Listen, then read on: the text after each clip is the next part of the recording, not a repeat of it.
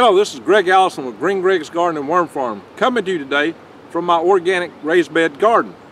You can see here I've got a fresh application of worm castings. This is the beautiful thing about having a worm farm, is you get this and you don't have to buy any chemicals, no chemical fertilizers. You don't have to go to the store. If you're a prepper and you're trying to survive, you can stay alive with what you grow. You don't have to have a store for it. So what I'm going to do today is plant turmeric. This is turmeric, however you want to say it. That looks like some kind of big monster, doesn't it? You know, it looks like a big crab or something, or a spider. But see, this is already trying to sprout here. This is all fresh turmeric that I grew up in the other side of my bed. I'm putting in a different bed this time. And the key thing is I'm going to plant them about 6 inches hand down. Now that is a part of a root off one plant. I'm going to break this in pieces. And each node I'm going to plant separately. See that? Look at that. I'm breaking that up.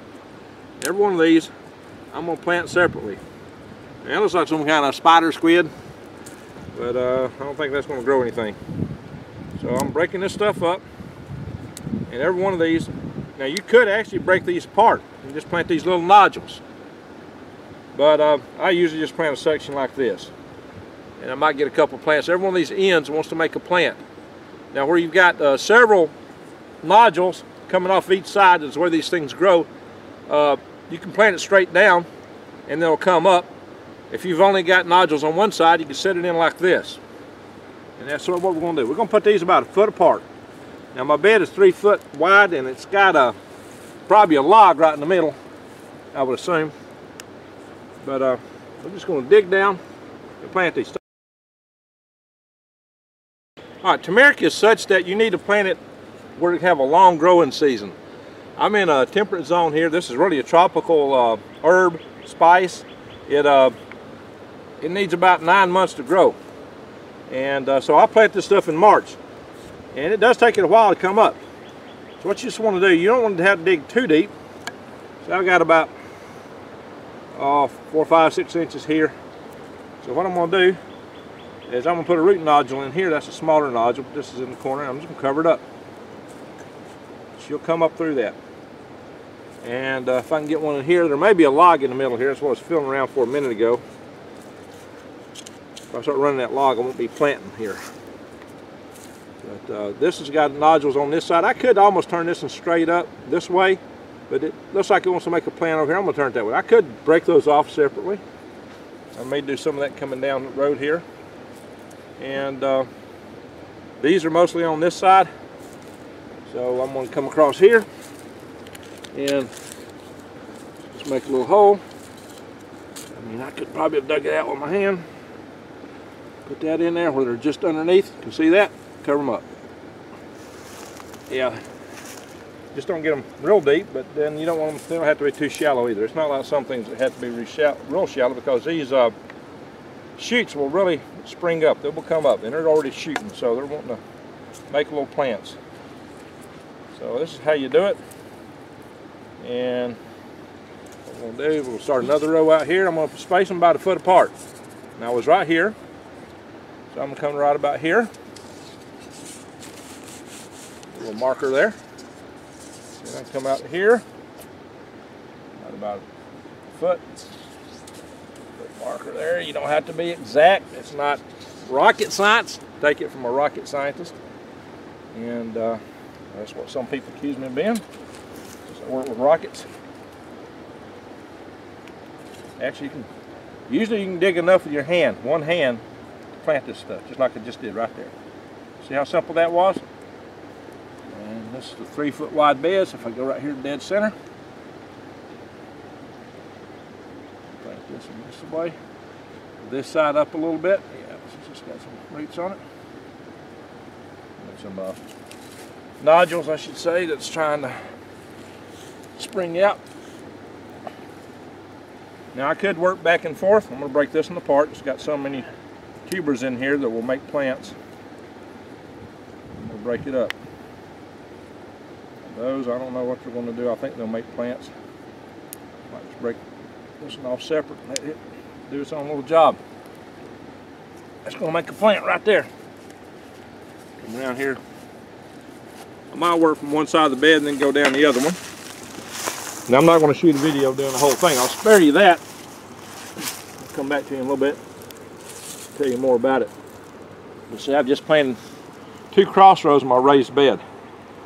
The neat thing about raised beds is that when you plant them, you make little rows across this way.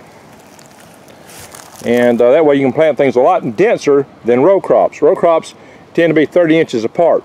And then the plants might be 2 or 4 inches or whatever, maybe a foot apart, depending on how big they are. Turmeric grows real big. So I plant it a foot apart. But when a raised bed, you can plant the same way in both directions with a denser spacing, the densest spacing that the planting guides allow. And you can even go denser than that. So raised beds allow you to grow a lot more stuff in a small area. You can see I still got to dress this out down here. And the cool thing about this, I'm using logs that came from right here where I'm at to form the bases, the edges of these beds. And also, as these logs rot out, I'm going to take them and roll them into the center. And they will become part of the compost, hugelkultur style. And I'll come back with blocks and replace blocks around everywhere here that I have these raised beds. So there will be hugelkultur raised beds then. Actually, they do have a log in the center. So it's a partial hugelkultur. So there you go. That's a good way to grow stuff. The wood will break down and make wonderful nutrients. And it's all mineral rich because wood, trees pull from the roots down deep where the minerals are. So this is one good way of keeping the trace minerals in your crop. Okay, this is the way to bury turmeric. You bury it about a hand deep. Maybe not quite a hand deep. And you try to get these little nodules aimed basically up. If it was just on one side, you'd put that side up. I got them on both sides. I'm going to lay it flat. Just bury it over with dirt. Pretty simple. And here's just a little bitty piece. It's got a little nodule on it. I'll put that up. Pretty simple. Kind of, you know, this is relative to ginger. And I've got some set out over there. Pretty simple little operation here, setting this stuff out. There are all these little sprouts trying to come out in here. You see on the ends where it's trying to sprout up, like right here, and here. Those are already trying to come out, and I got some that's got bigger sprouts than that. So I'm just digging it down in there, and the sprouts are aimed up. That's the thing to do. We're trying to come up, just aim them up. Now, boy, that's going to make a lot of plants there. I could probably divide that up, this one up into a whole bunch of different sections. But I'm going to put it out as one piece. It's like a big crab or a spider, don't it? Yeah. But this is the most excellent spice in the world. Turmeric is, now I don't know why it's all these rocks in my beds.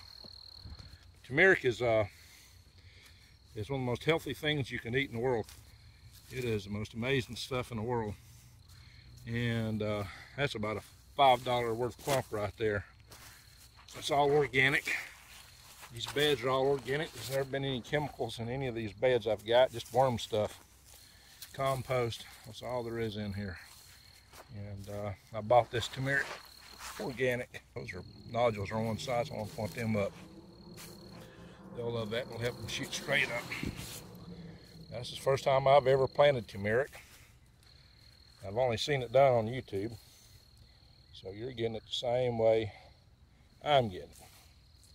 Just from a video. But I have seen ginger planted just like this. And this is a close relative to ginger. So this should work out pretty good. The ginger came up great. Now this stuff takes a long time to make. It's probably, if you're trying to get 4 crops out of one area, or 2 to 4 crops, like you can some stuff here in Alabama, you might get 5 to 6 crops. But this stuff takes 9 months to make, at least. Now you can see here, I've already spread it out in this bed. And I got it spread out down here too. You can see some of this stuff has got some nice little sprouts on it. And there's a couple sprouts in here that are bigger than that. This sprout right here. You see that little sprout? This guy is ready to grow. He's gonna make a nice turmeric plant. You can see little sprouts there and there.